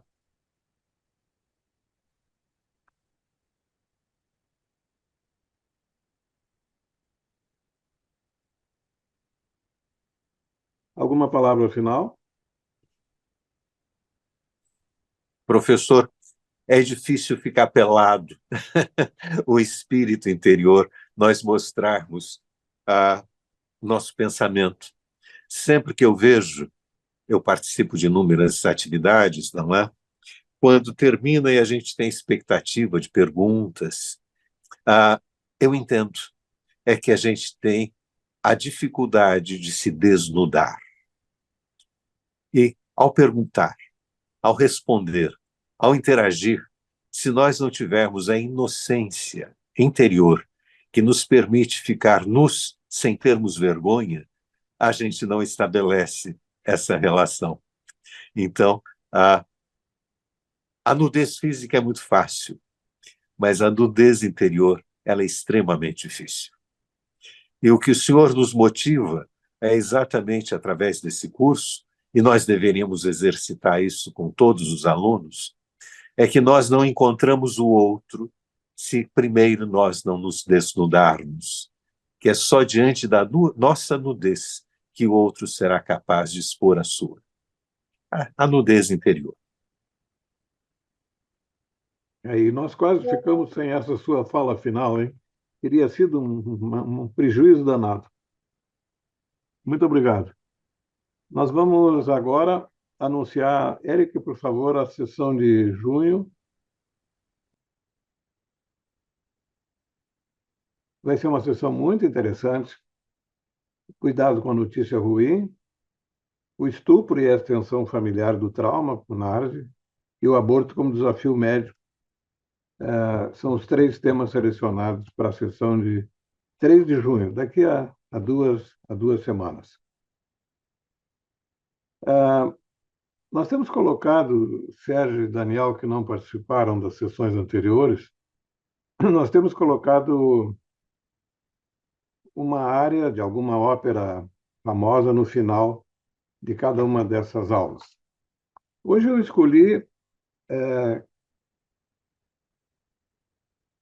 Carmen, do Bizet, com essa maravilha de música que é a habanera, e que tem uma história muito interessante. Essa ópera tem 4 atos, e a história de uma cigana, Carmen, que era uma transgressora e que, como protagonista, criou uma imagem muito agressiva logo que foi lançada em Paris, e ela só conseguiu sucesso meses depois na Áustria, quando foi festejada. Mas, infelizmente, o Georges Bizet tinha morrido no meio do caminho e ele não pôde festejar o reconhecimento que essa ópera teve anos depois em Paris. Vamos colocar a La Habanera. Muito obrigado pela presença de todos e até daqui a 2 semanas.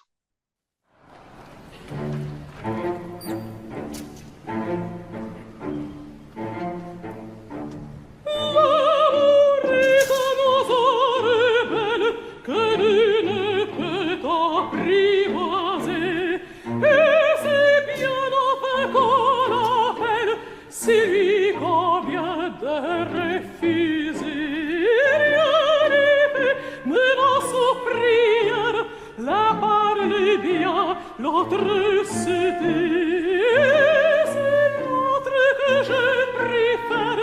Il n'a rien dit, mais il m'appelait.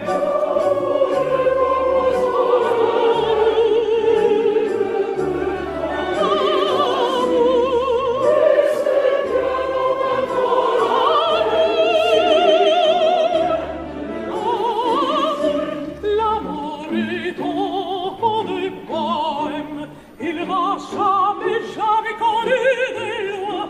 Si tu ne m'aimes pas, je t'aime. Si je t'aime, prends garde à toi.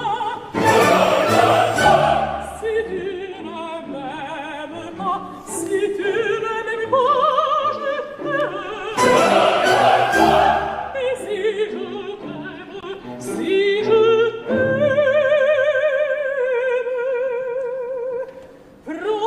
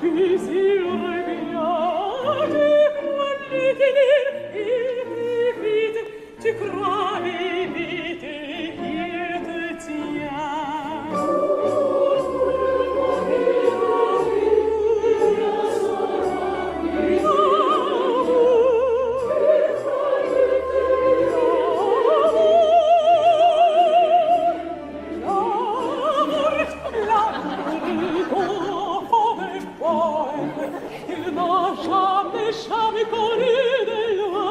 Si tu ne m'aimes pas, je t'aime. Si je t'aime, prends garde à toi.